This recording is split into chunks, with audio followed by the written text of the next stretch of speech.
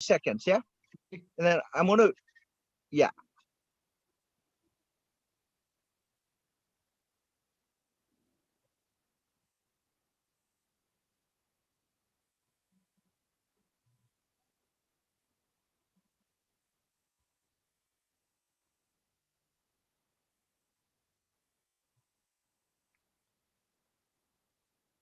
Good evening, everybody. I am Zani, the host and co-founder of Forces of Renewal Southeast Asia. We are a multilingual activist community and a platform to promote, radical, progressive, and anti-Orientalist ideas and activisms. And I have a very distinct pleasure and an honor to host an old friend of mine, Amitabh from Madison, Wisconsin. He's a renowned Indian journalist who ran one of the premier progressive magazines called The Progressive for 10 years. He is now a communications officer with the Freedom from Religion Foundation, again in the United States. And he has specialized in journalism, both as an undergraduate and as a professional master's student at the University of North Carolina. His works have been aired on C-SPAN, BBC, and other public outlets, and his writings have found their ways into textbooks across colleges and universities as well as high schools in the United States. And he also teaches at Edgewood College in Madison, Wisconsin. Welcome, Amitabh. Thank you so much, Zarni. And I'm so glad that we reconnected for you to come and address my political science class at Edgewood College here in Madison. It was so nice to have you. And that's my other kind of, the other hat I wear, that I have a master's in international relations and I teach political science. That's why at Edgewood here in Madison. And Yeah, it's been well, so great that we have maintained touch over the years. yes, of course. Like before we get into this, the nitty gritty of the subject matter, I must say that the last time I saw you was 1998. When we went for a beer after my graduation, and you have aged very gracefully. Same here, Zarni. Same here. Yeah. So anyway, the subject that we would touch on is extremely important because India is not just simply one of many nation states. Despite the fact that India is not a veto power vis-a-vis China, which is it's basically in the same league as India. India is a multi-civilizational state, as they call it, right?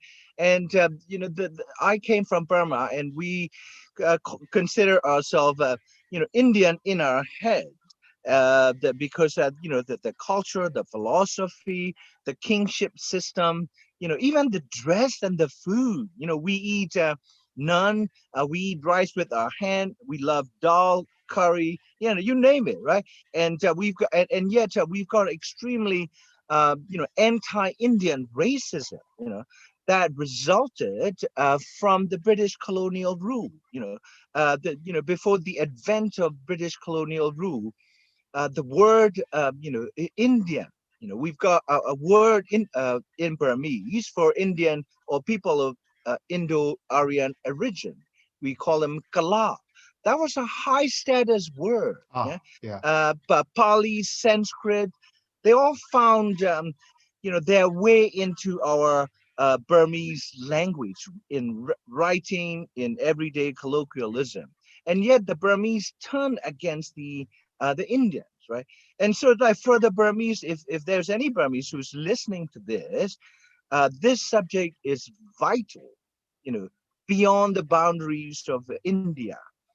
India has been, essentially on the brink of a major, public health collapse. Some would say the public health system has collapsed already because of the COVID. And now in UK, where I am, we have a new strain. They call it, I think Delta strain, to avoid the racialization of viruses, and so nobody calls it Indian virus, right? We call it, and because of that, the you know the Indian the impact of Indian public health systems failure reaches all the way to Europe, right? And so I would like you to essentially unpack, you know, what are the ideological phases, that have captured this, almost a failed, public health system, and by extension, state administrative structures, right? Public health doesn't come out of nowhere. It is situated within state spaces, and that those who are running the state space or spaces, they must have a certain characteristics that can be used to explain why India is suffering so much. Yes, Zarni. So the Modi government, Narendra Modi, Prime Minister Narendra Modi, has been leading India since 2014, 7 years now, won re-election even more handily as compared to, when he came to power, is essentially his mindset is comprised of two major elements. One is Hindutva or Hindu nationalism, which is the mainstay of his ideology, and especially the organization, the RSS. This is a book you can see, the RSS, and you can see, and I'll explain why their members are wearing khaki shorts and shirts instead of traditional Hindu dress.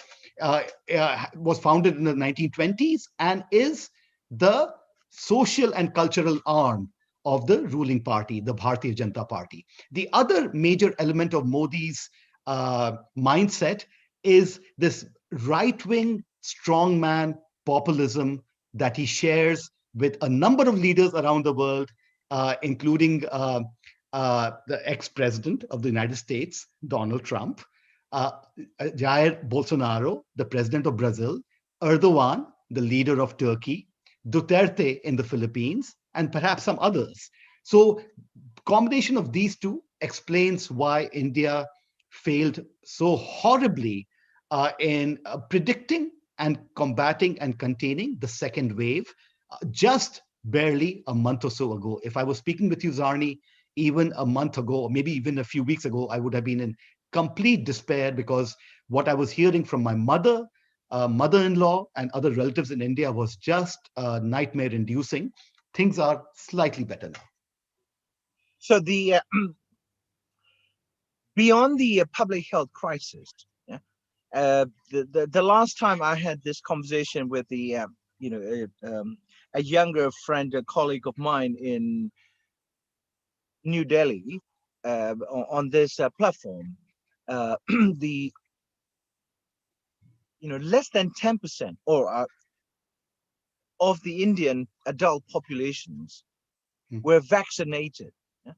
And then India, on the other hand, uh, is the largest, manufacturer of vaccines. Yeah, and what are the issues there? How can you, you know, uh, explain, you know, this sort of scientific industry, failing to produce enough vaccine for the country? This Zarni, is we a can, slightly yes, Zarni, we can spend the entire hour just discussing his failures on that front alone. right. So they basically didn't seem to have the foresight.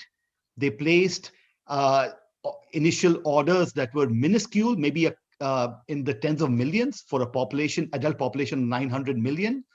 They placed a second order of, I think, 100 million plus, again, not enough. Their zeal for vaccinating waned when they convinced themselves in their heads that they had won. I mean, Modi told the World Economic Forum in January that we won against the pandemic. The health minister said we are in the end game. I'm quoting directly of the pandemic. So they Right. were like, well, maybe it's not that necessary. So in spite of, as you're saying, major vaccine manufacturers being in India, they didn't place adequate orders even for the indigenously produced vaccine, and they started giving away or selling these vaccines abroad. this comes again from a Hindu mindset of being the Vishwa Guru. In other words, the global sage. India is kind of, like in this exalted position where it is being able to help other countries because it's at this kind of, at this level above. And so as a result, when this pandemic hit, as you're saying, a very tiny fraction of India's population was vaccinated, especially fully vaccinated with both the doses, and it ran rampant. I mean, the one slender piece of consolation that my wife and I had was that my mother and my mother-in-law were both part of that tiny percentage of people in India who were vaccinated. But yes, so there was, and now they're scrambling. And then Modi did something that even Trump hasn't done, Zarni, for a while, and then had to flip-flop. As I said, it's so complicated. He said, hey, it's not my problem, it's the state's problem. So India was acting much more federal than the United States. This was a way of passing the buck on to the states. And there were shortages everywhere.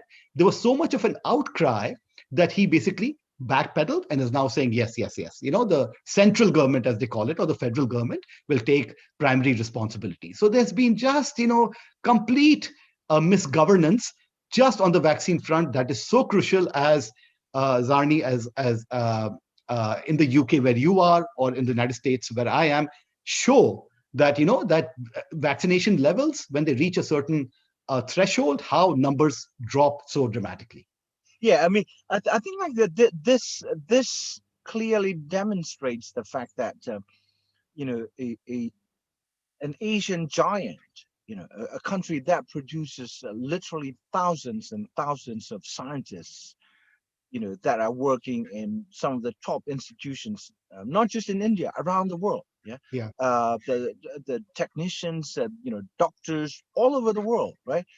And so there surely is not the problem isn't India's lack of scientific or technological capacity. The so it lies with, as you said, the mindset, right-wing populist mindset, shocking the responsibility, using the state and its reaches, to advance ideological goals. But when it suits them, the putting it back on the shoulders of the people, right? The locals, they can, so what is the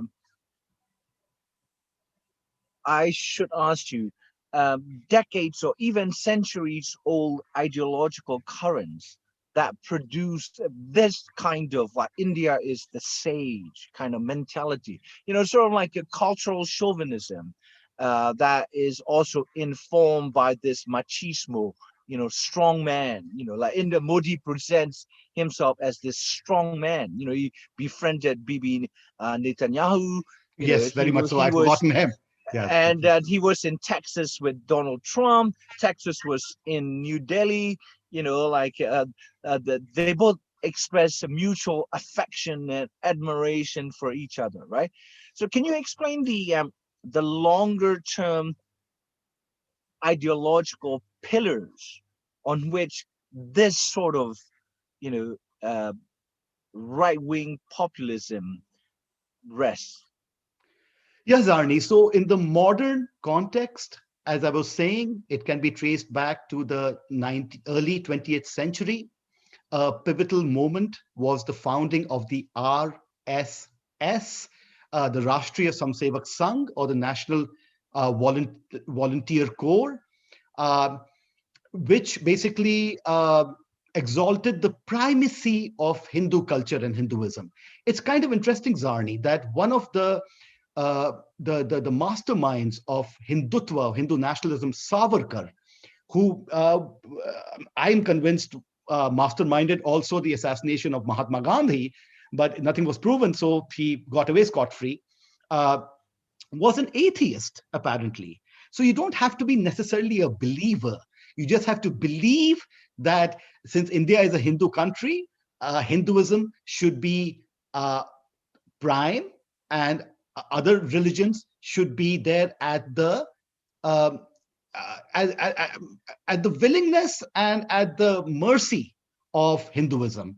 And the two religions that they can't absorb within Hinduism, unlike other religions, and Zarni, that's the majority religion, of course, of Myanmar, Buddhism, then Jainism, Sikhism, they see almost as junior Hindu religions. But the two that they can't absorb in that framework are the ones that they are hostile toward, namely, of course, Islam and Christianity.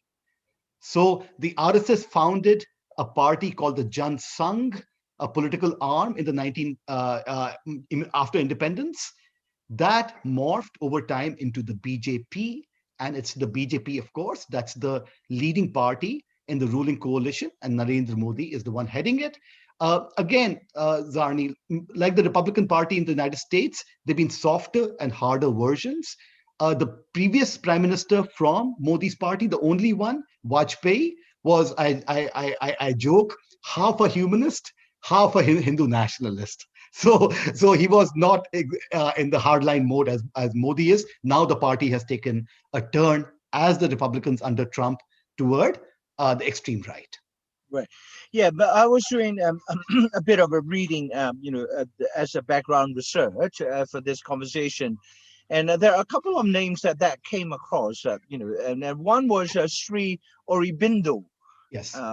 And interestingly, biographically speaking, this was a young Indian boy from Kolkata area, yeah, who was sent to India by a British educated doctor father, because his father became Anglophile and looked down on his own, cultural background, and he didn't want his son to be quote unquote tainted with these nativist or native superstitions and all the Hindu myths.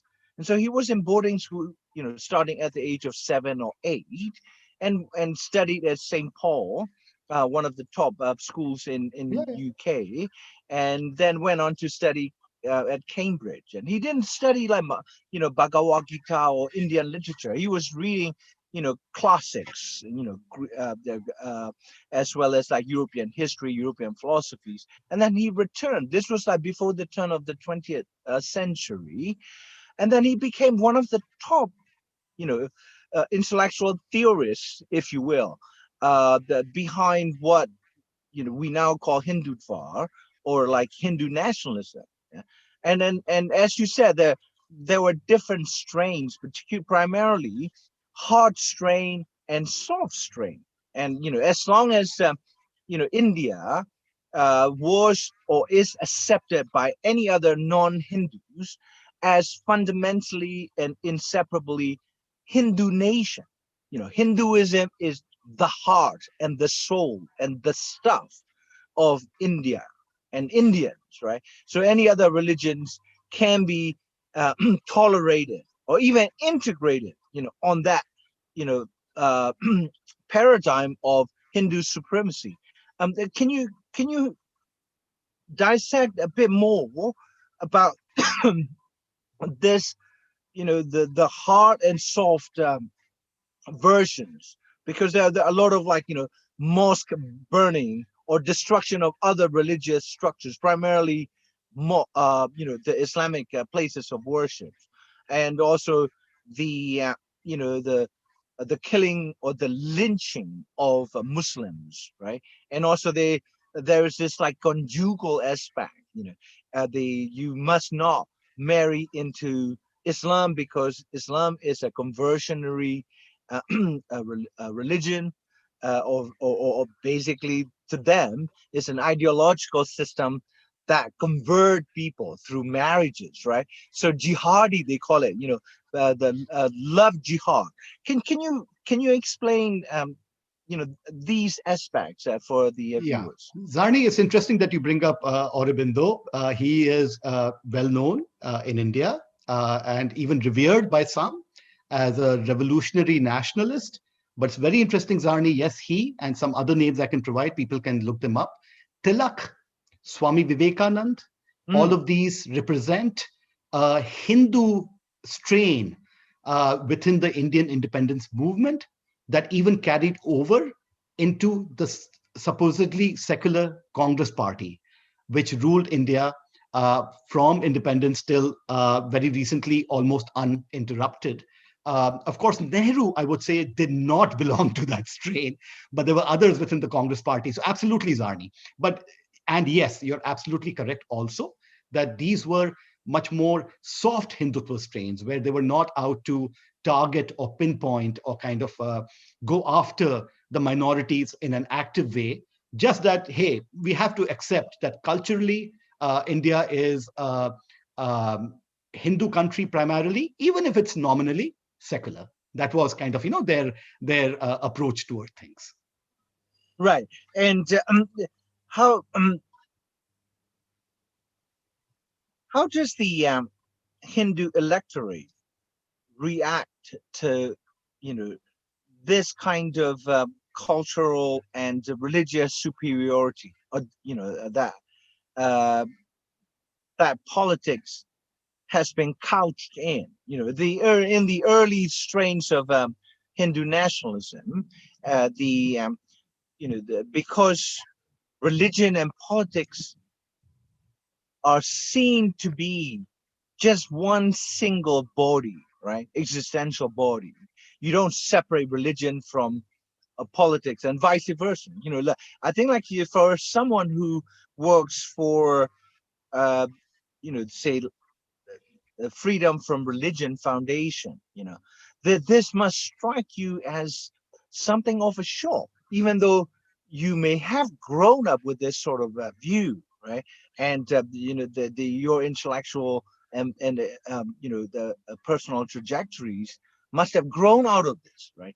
And then we have I asked this question because we in Burma have also been unable to see humans beyond this religious and ethnic slash racial lenses, but not in a ethnic or racial formation, the sense, but in a sense that your who you are is fixed from birth to uh to the grave, right? The minute you make any type of changes in your belief, even your name, you can be disowned, right?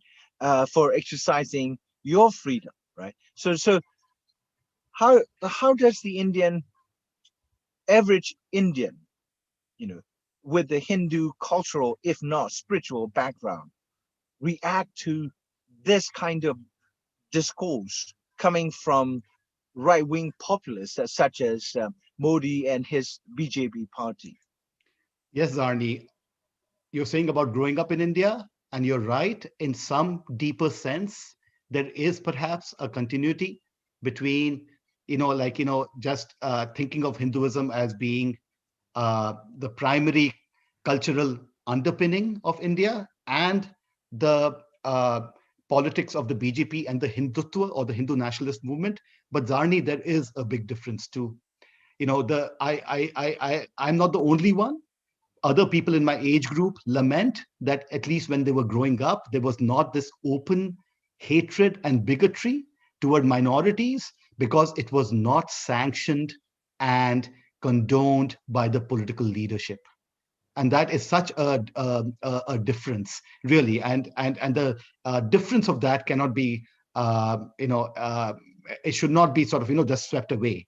So yes, on an anecdotal level, on a personal level, and just seeing the trends in India, it fills me with despair because, as I said, a good portion of the uh, Hindu population, especially uh, those belonging to the upper castes, and especially those living in the Hindi speaking heartland, have really reacted to it.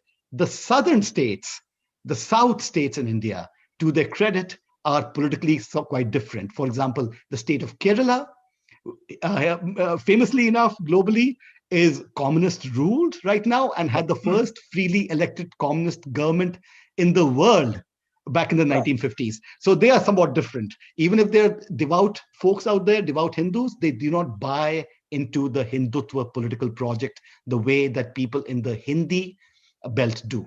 So there is a Well, difference. I But think like Professor Amartya Sen also has written much about the Kerala Yes. and its, the social, educational, and public health provisions. When Yeah. you have a state that, makes its business to raise the level of people's intellectual growth, to Yeah. take care of their health, to take care of their well-being. Of course, like you're going to have a lot more enlightened provincial population. And also, like, recently the elections in Bengal, where the incumbent Mamaji, right, Mamta Banerjee. Mamta. Mantaba, yes, and the BJP poured millions, hundreds of millions of rupees, and like of celebrities from the BJP's politicians. They tried to oust her because she was very much against this kind of Hindu fundamentalism. Can you shed a bit more light Yes, on the Zarni. In election? fact, it was worse than that. They pressured a pliant election commission into holding the elections over 7 or 8 phases so that the BJP, which lacks manpower comparatively in that state, the crucial state of West Bengal, that's given us Tagore and Satyajit Yes, Ray and Amartya Sen and all these wonderful people, uh, so that they could move their men around, basically from one thing to the other. This was in the middle of the pandemic and has been said to be one of the reasons for it was a super spreader event multiple, and it's said to be one of the reasons for the horrible spread of the pandemic. In contrast, in a state in the south, in states in the south where the BJP had no chance, elections were held over just a single phase. So you can see. So you're right, absolutely. They poured money and material power, manpower, as no one's business, into the state of West Bengal because they wanted to expand beyond their traditional Hindi, the Hindi belt sway, and came up short. But as I said, in the process, they also subjected India to this horrible pandemic. yeah. I mean, like, from outside looking in, into two different countries, like the USA under Trump, during the last election, where he was ousted or voted out, and your own native India, there's the same Republican right wing, or similarly right wing populist, the Trump party and BJP. They did exactly the same thing. I mean, like the super spreaders. That's a word that became that was put in circulation, right? Because of all the White House events and all the the election, the campaigning events became super spreaders. So you're saying, like, Modi's the BJP was doing exactly the same, yeah. And if you look, look at both Trumpish populist right wing ideology in the U.S. and the BJP under Modi, they are stridently spiritual. I mean, that's the frightening thing about it. Yeah, and so some of the religious right in the U.S. would view Donald Trump as somebody who was sent by God, right? I mean, so if you cannot have a dialogue with somebody who's sent by God, you can only Yes. obey him, right? And so, do you have that kind of overt, you know, uh, reference to, say, the Hindu gods, in relation to or in reference to Modi and BJP? Yes, Arnie, there has been that. There has been, but more common is this notion of him being Hindu Hriday Samrat, the emperor of Hindu hearts. This notion. And so, as I said, it goes beyond religion. It's the notion of him ensuring the primacy of Hindus in an independent India that a lot of Hindus feel was undermined by the secular policies of the Congress party, and that it was pandering to minorities, especially Muslims. And now Modi has been sent to redress that. And so almost nothing else matters. I mean, which is why he's still popular. as I was telling you in our chat before we went on air, that his popularity is still very high. I mean, it's diminished, but not by 10 percentage points in the face of this cataclysm that killed maybe millions. I mean, even then, his support base has diminished. As a friend of mine I spoke with in India said, there has been, he was being sarcastic, of course, there has been a disturbance in the force field. And so, I mean, especially if somebody has lost a loved one, there has been outpouring of anger, but yet so much of his support base remains, because for them what matters is not decent healthcare or education or etc. etc. What matters is that he's ensuring the dominance of the Hindu majority. Right. I think that maybe it will be helpful, to look into the populist symbolism and the contradictions that are at work. Say, for instance, I'm an Indophile. I love things India, the least of which is dal and naan. The uh, I was traveling, in uh, different parts of northern India, doing the Buddhist trail, not as so much as a pilgrim. Oh, I didn't know that, Sarni, that you had Yeah, you had yeah. done. Like, the Bodh Gaya, the Patna, all those places, Nalanda, Rajgiri, and also in Odisha, you know, Yeah. and the Varanasi, all around Sarnath. And what came across is India is such a rich multi-civilizational um, system, if you will. And in Sarnath at the archaeological museum, I actually saw the symbol from Ashoka. What you call it, not inscription. The massive the pillars, right? The pillars, And yes. the four-headed lions. The, and then that obviously that was a Buddhist symbol, right? And I don't, I'm not prejudging anything here. And also, the Dharma wheel. These are Yes. all part and parcel of Indian On the Indian national flag, symbolism. on the Indian flag, and of course Yeah, that yeah, four-headed lion is the Indian national symbol. yeah. Absolutely. And also, like,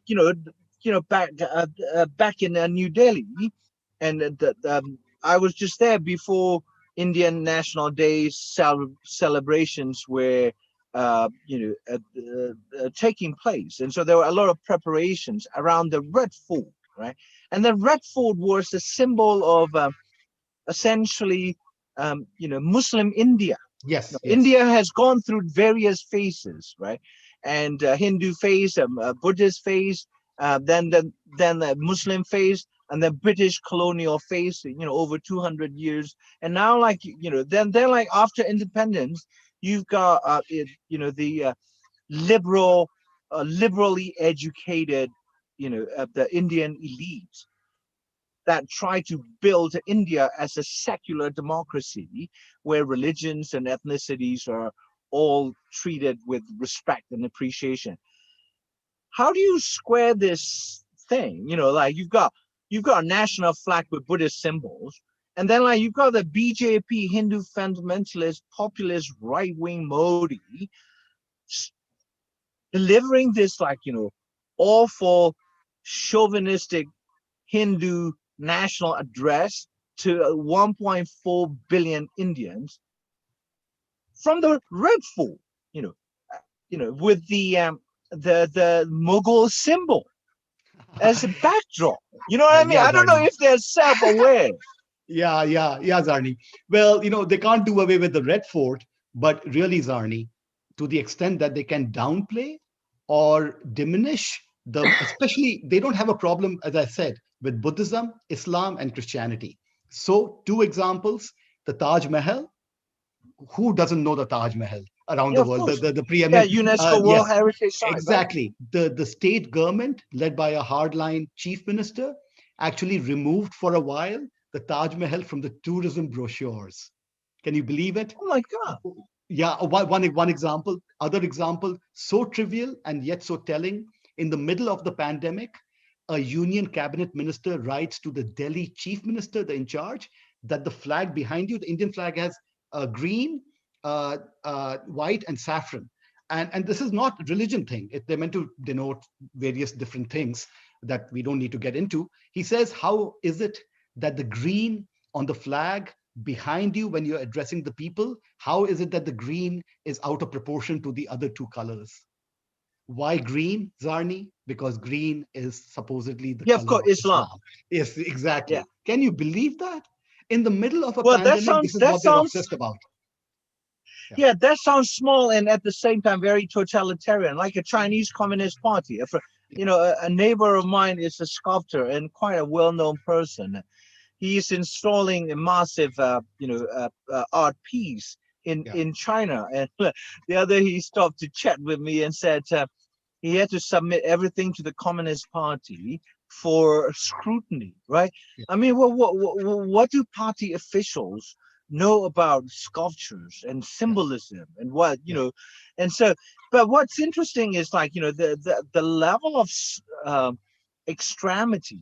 Yeah, that the Taj Mahal, one of the most iconic, you yes, know, world architectures, will be removed from the tourism brochure, right? I mean, forget the commercial sign, but if you go to, let's just say, Borobudur in yeah, Indonesia, right? yeah, And but 6 in the morning, there were, this was once um, a Buddhist,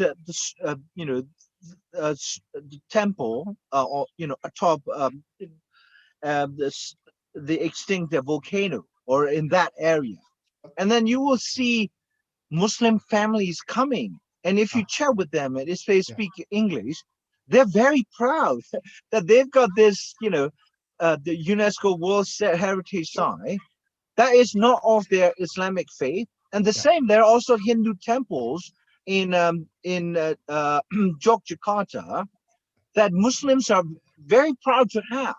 yeah, They consider these, you know, different civilizational strains as part of their heritage, although they have a different God at this moment in history, right?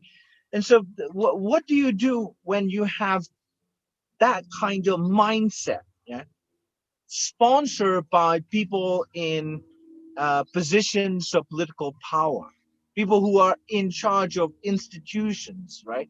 That people look to, or the public look to, for guidance, policy, or otherwise.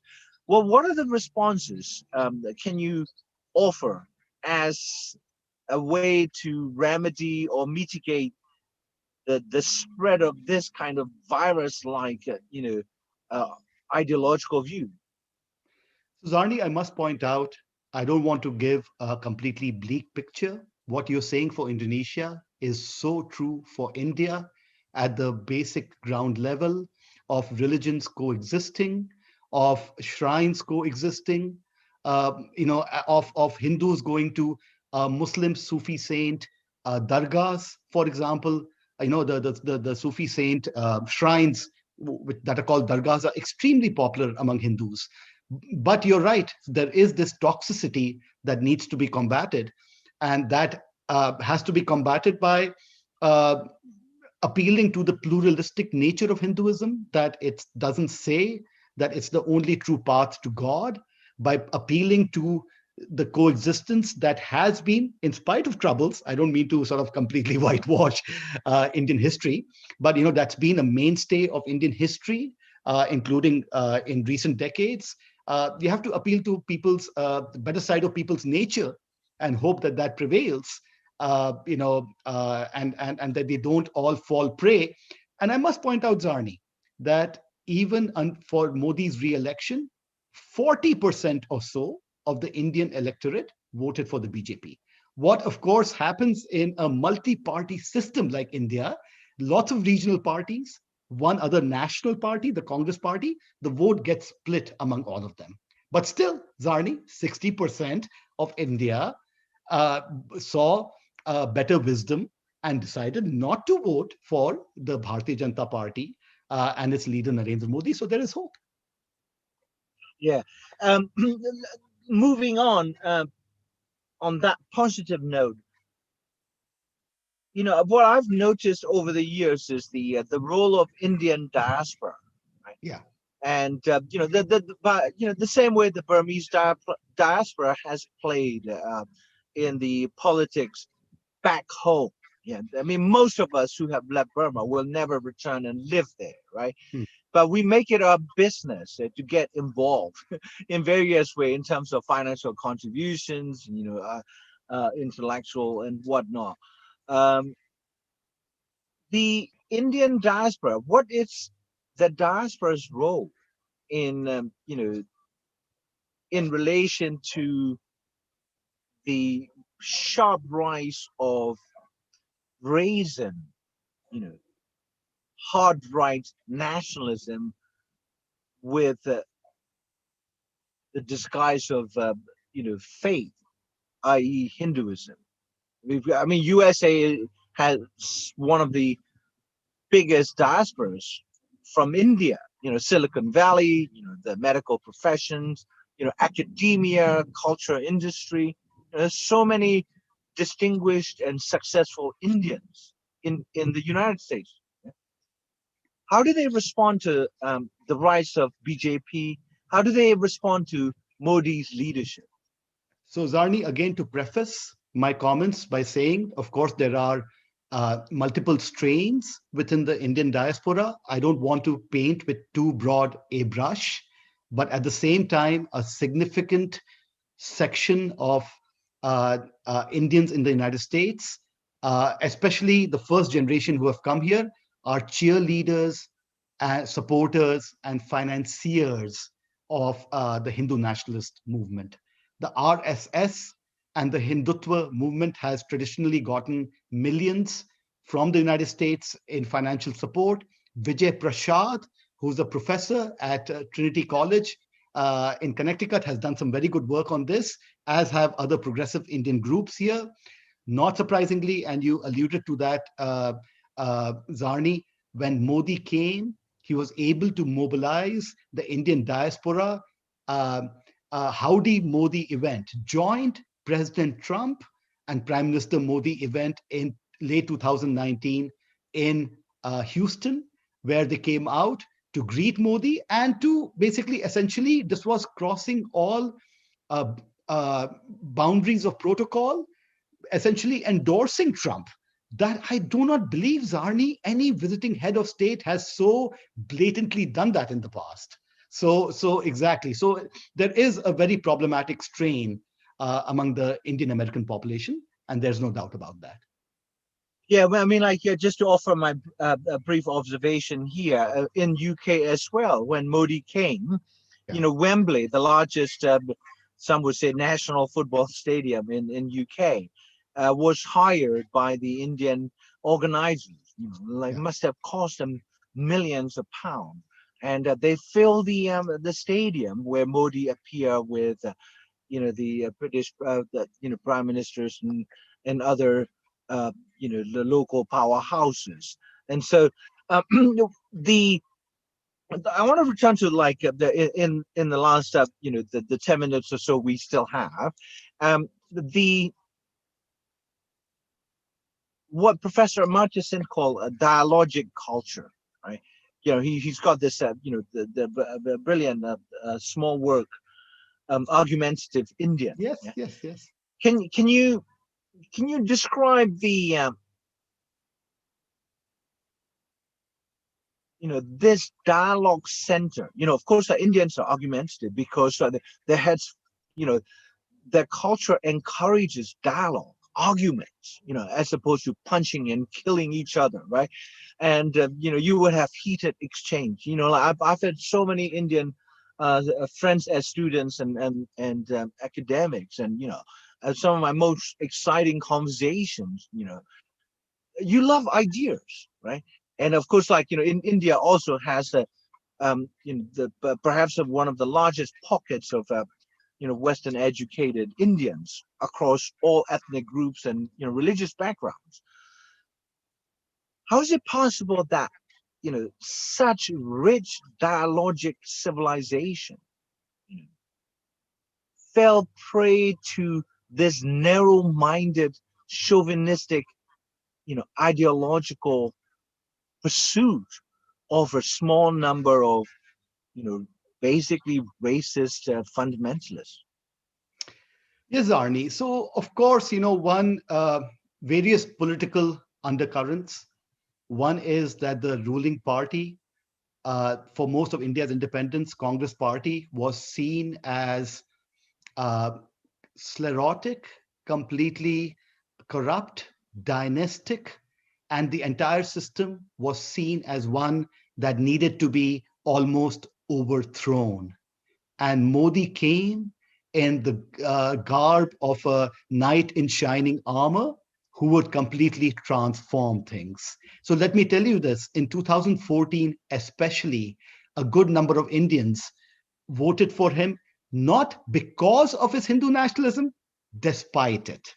Okay, he may not be secular, he may be a bit problematic on that front, but that's not the only thing that matters. That was the reasoning.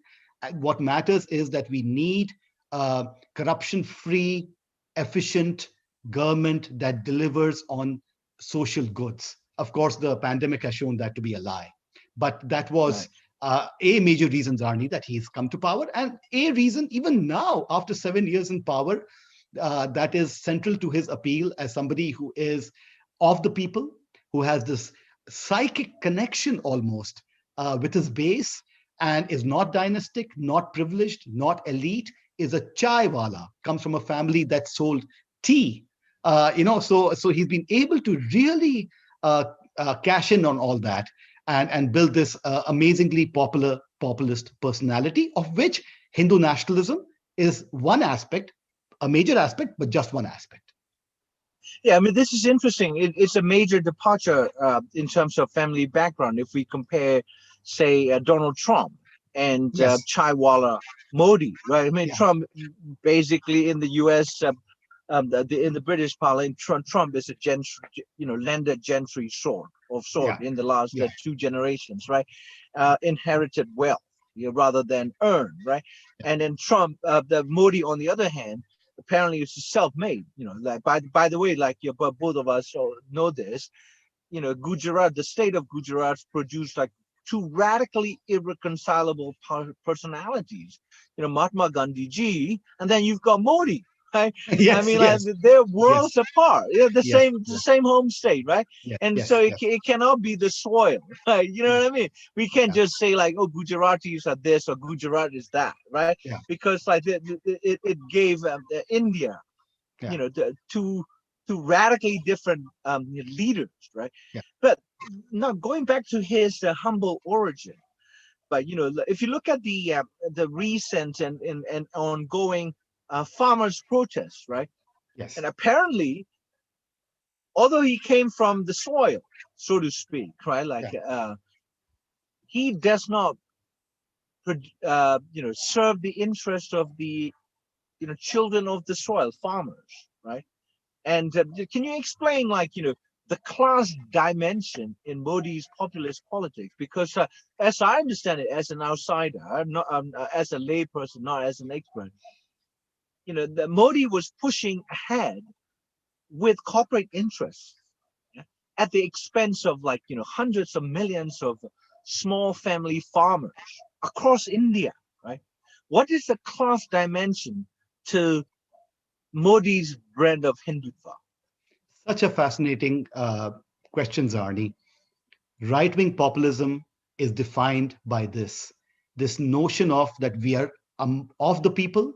Their base is most often lower middle class, be it in the United States or in India. At the same time, it's a false economic populism. They cater to big business and the rich while pretending to serve the interests of, as I said, the lower middle class and the less well off. And this is what both Modi and Trump have done. There used to be, and increasingly in recent years, a problem of big business dominance in India for economic policy making.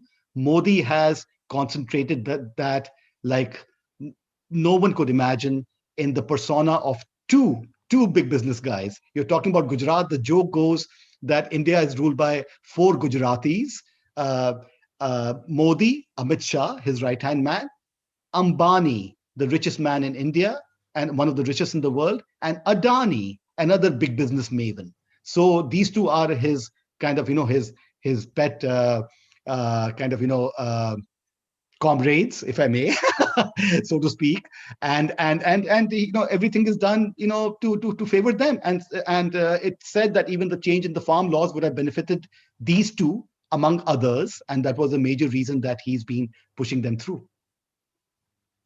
Right. My final question that I want to get your response to. You mentioned Brazilian President Bolsonaro, ex-parachute, or ex-military Yeah. officer, Donald Trump, and then Modi. But clearly, in the cases of Trump and Bolsonaro, their misogyny, right? Not simply, sexism, but the habitual, division of a woman, as a as a population, is notoriously well documented. Do you see this machismo type of element in Hindu nationalism, and as well as in the current populist right wing ideology that Modi has come to personify? Very much so, Zarni, but there is a difference, and I'll get into that. 56-inch chest. I'm not making this up. Is one of the 56-inch chest. inch I haven't chest. measured Yes. mine. So that's meant to be a defining feature of Modi, according to his admirers and supporters. This notion that he's standing up for India. He's not letting, especially Pakistan and China, browbeat India. There is that. But in terms of misogyny, overt misogyny. And by the way, this is also interesting. Modi comes from the RSS, has been in the organization since he was 8 years old. Talking of origin stories, many of people who come out of that movement don't marry. So Modi is single and doesn't have a family. He had a wife very, very early on. Let's not get into that. But the overt misogyny, he's so smart, Zarni, unlike Bolsonaro and Trump, he delegates it to others. So he doesn't appear unstatesman-like. So critics of the Modi government there's the troll army online that goes after them. And when it's women journalists or women critics, it rapidly degenerates into misogyny and hatred of women of the worst possible sort.